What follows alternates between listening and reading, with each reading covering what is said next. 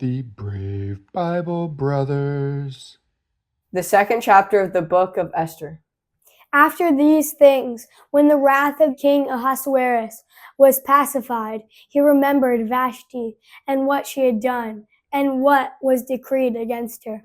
Then the king's servants who served him said, Let beautiful young virgins be sought for the king.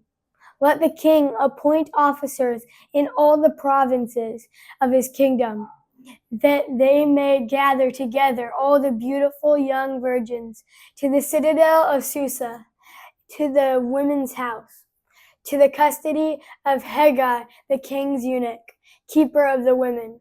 Let cosmetics be given them, and let the maiden who pleases the king be queen instead of Vashti. The thing pleased the king, and he did so.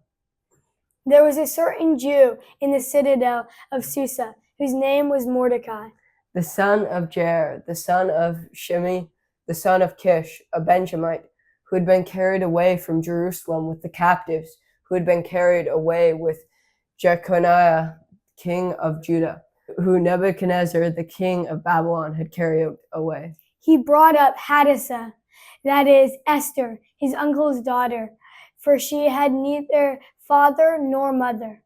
The maiden was fair and beautiful, and when her father and mother were dead, Mordecai took her for his own daughter.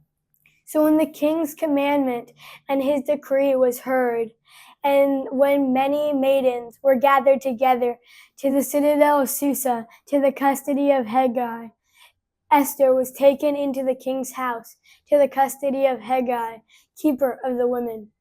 The maiden pleased him, and she obtained kindness from him.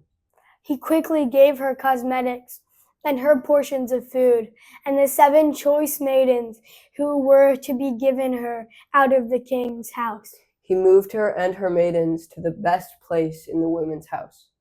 Esther had not made known her people nor her relatives, because Mordecai had instructed her that she should not make it known. Mordecai walked every day in front of the court of the women's house to find out how Esther was doing and what would become of her. Each young woman's turn came to go into King Ahasuerus after her purification for 12 months. For so were the days of their purification accomplished, 6 months with oil of myrrh, and 6 months with sweet fragrances, and with preparations for beautifying women.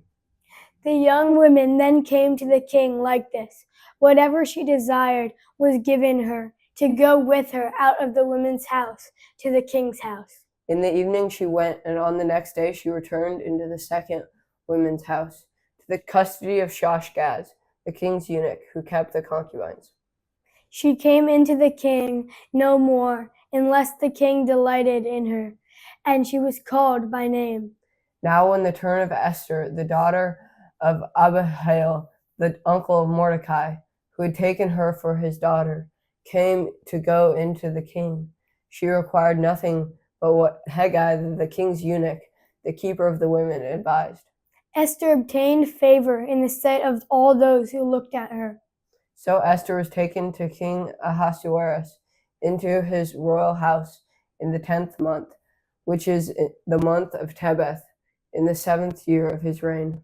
The king loved Esther more than all the women, and she obtained favor and kindness in his sight more than all the virgins, so that he set the royal crown on her head and made her queen instead of Vashti.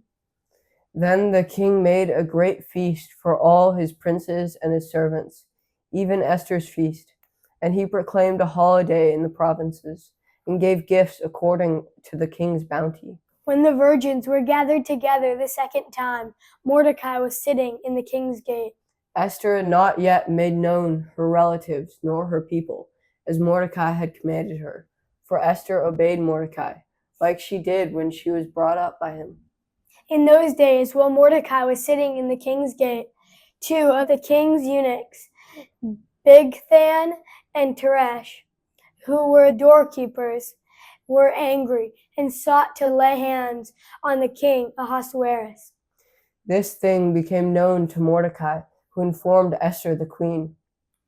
And Esther informed the king in Mordecai's name. When this matter was investigated, and it was found to be so, they were both hanged on a gallows, and it was written in the book of the Chronicles in the king's presence. Thank you for joining us on the Brave Bible Brothers.